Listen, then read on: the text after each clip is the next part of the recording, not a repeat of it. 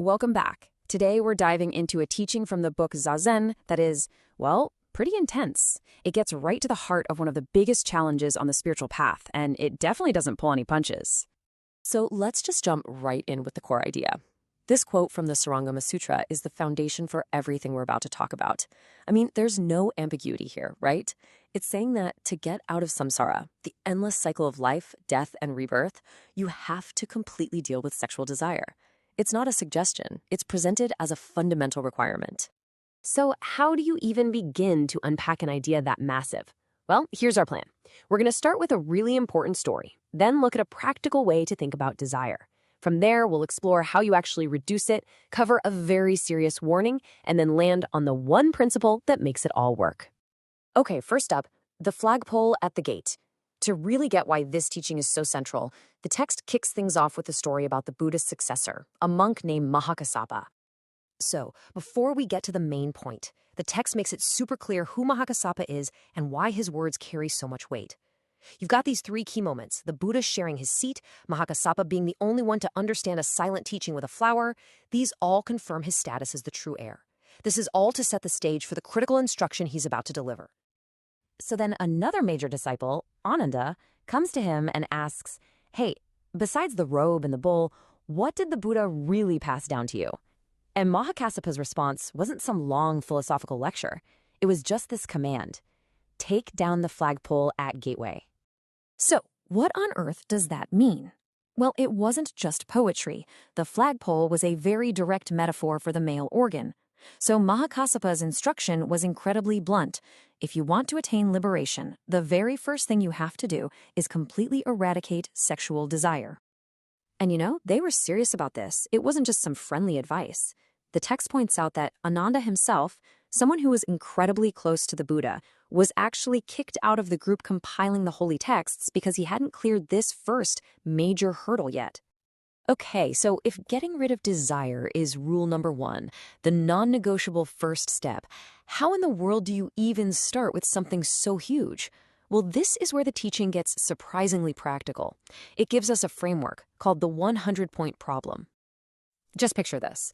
Your mind starts out with 100 points of this latent sexual desire. Think of it as your starting total, the full amount of this energy that you need to work through. It just gives us a simple way to kind of measure where we're at and track our progress.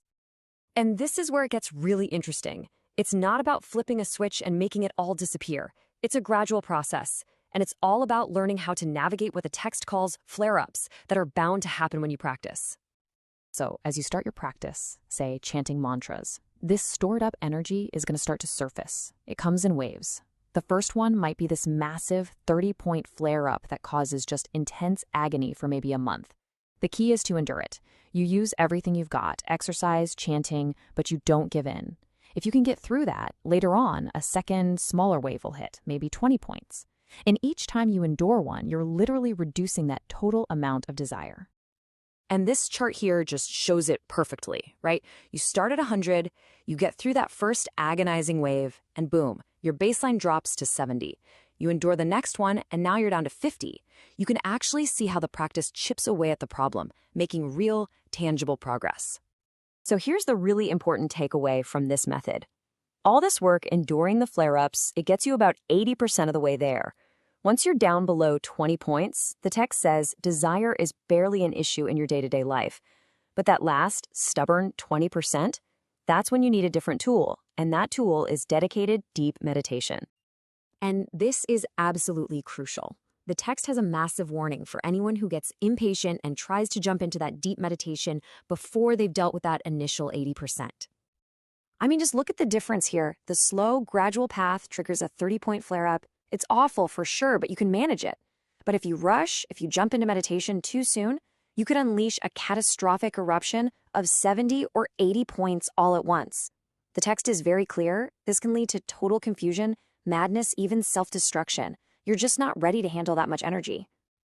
And the language the sutras use to describe this state, it's honestly terrifying. It says you can become like a demon, completely possessed by a lust that's so overwhelming that all sense of judgment is just gone. And that is why the slow and steady approach is hammered home so hard. Now, to show that this isn't just some abstract, ancient idea, the author shares some of his own pretty harrowing experiences. He talks about what happens when any deep-seated habit erupts during practice. He describes visions that triggered this excruciating desire, and even a terrifying time when he had homicidal delusions after intense chanting. These are really powerful, personal stories that show just how volatile these inner energies can be if you don't approach this with caution and respect. So, we've talked about the goal, the method, and the very real dangers. So what's the big takeaway? What's the bottom line? It really all comes down to one single core principle: the path of patience. And this is it. This is the central message. This is a marathon, not a sprint. The idea isn't to have some huge, dramatic breakthrough. It's to make slow, steady, continuous progress, one single step at a time. Don't be ambitious, just be consistent. All right, so let's do a super quick recap. The problem: getting past sexual desire is the first gate. The method: you can think of it as a 100-point system you gradually chip away at. The process: it's all about enduring those flare-ups. The warning: whatever you do, do not rush into deep meditation too early. And the principle that holds it all together: patience and slow, steady progress.